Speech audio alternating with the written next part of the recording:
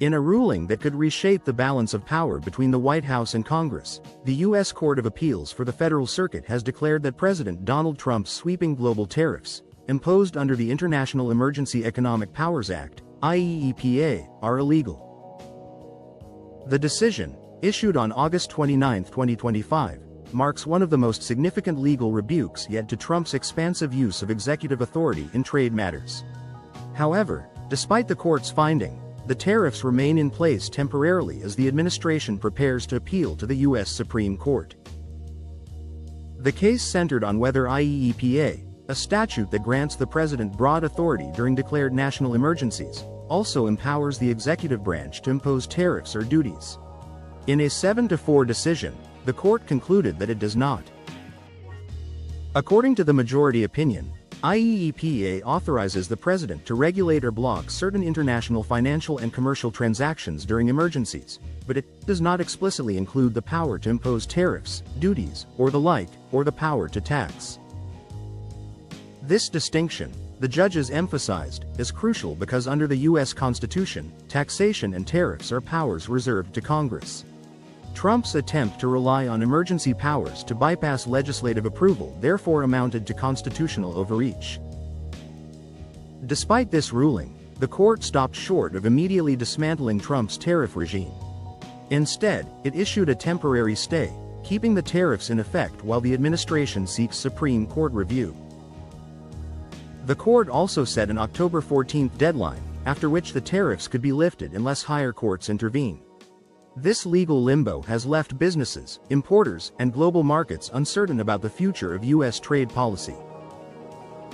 Trump wasted no time in responding to the decision. On his Truth Social platform, he blasted the appeals court, calling the ruling a total disaster for the country, and insisting that all tariffs are still in effect. He characterized the judges as partisan and warned that striking down his tariffs would literally destroy the United States of America. Trump pledged to fight the ruling at the Supreme Court, reiterating his belief that tariffs are critical for protecting American workers, addressing trade deficits, and bolstering national security.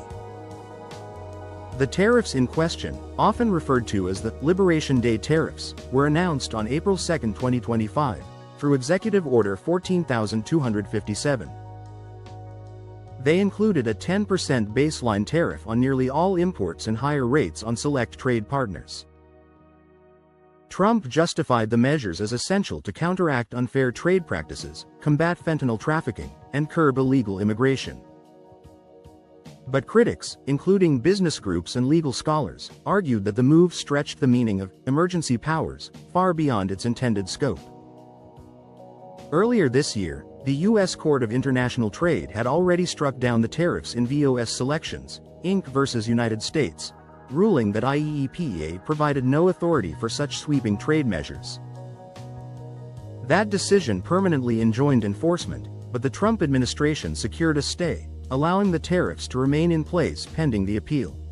Now, with the appeals court affirming the lower court's view, the legal case appears to be headed for a climactic battle at the nation's highest court. The implications of the ruling extend far beyond Trump's current trade war. At stake is a broader constitutional question. How far can a president go in invoking emergency powers to act unilaterally on economic policy? By reinforcing that tariffs and taxes must originate in Congress, the court has reasserted the principle of legislative oversight over fiscal matters.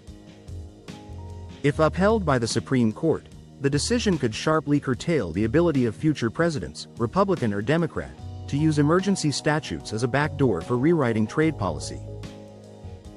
For now, however, uncertainty prevails.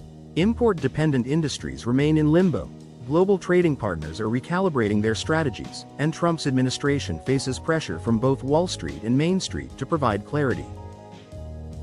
All eyes will turn to October 14, when the court's stay may expire, and to the Supreme Court, where the ultimate fate of Trump's tariffs and the limits of presidential power will be decided.